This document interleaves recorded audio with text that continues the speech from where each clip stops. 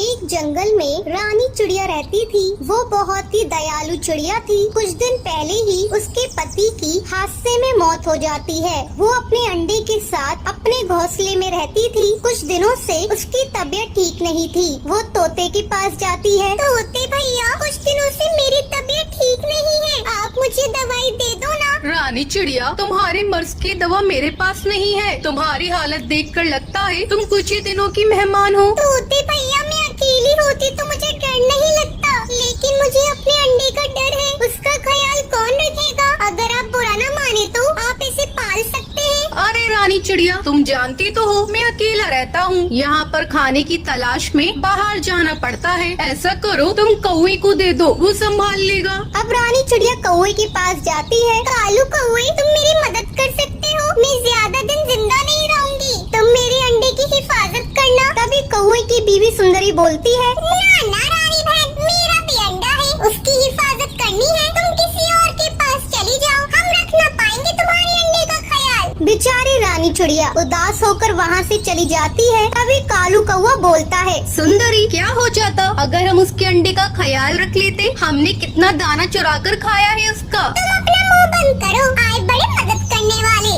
सुंदरी, थोड़ी तो इज्जत किया करो, मैं तुम्हारा पति हूँ, तुम मेरी जरा भी कदर नहीं करती हो। अब वो दोनों सो जाते हैं। तभी रात में कालू कौवा रानी चिड़िया के पास जाता है, मगर रानी चिड़िया मर चुकी थी। चिड़िया बहन, मुझे माफ करना, तुम कितनी अच्छी थी। तुम हमें छोड़कर चली गई, लेकिन तुम फिक्र मत करना, मैं तुम्हारे अंडे का ख्याल रखूंगा। अब कौवा चिड़िया का अंडा लाकर अपने घोंसले में रख देता है। अगली सुबह कालू कौवा सुंदरी को सब बताता है। कालू कौवे, मुझे माफ कर दो, मैं वादा करती हूँ मैं इस अंडे का ख्याल अपने बच्चे की तरह रखूंगी। अब ऐसे ही काफी दिन गुजर जाते हैं। अब दोनों अंडों में से एक खूबसूरत चिड़िया का बच्चा और कौवे का बच्चा निकलता है। कालू कौवा और सुंदरी उस बच्चे का अच्छे से ख्याल रखते हैं।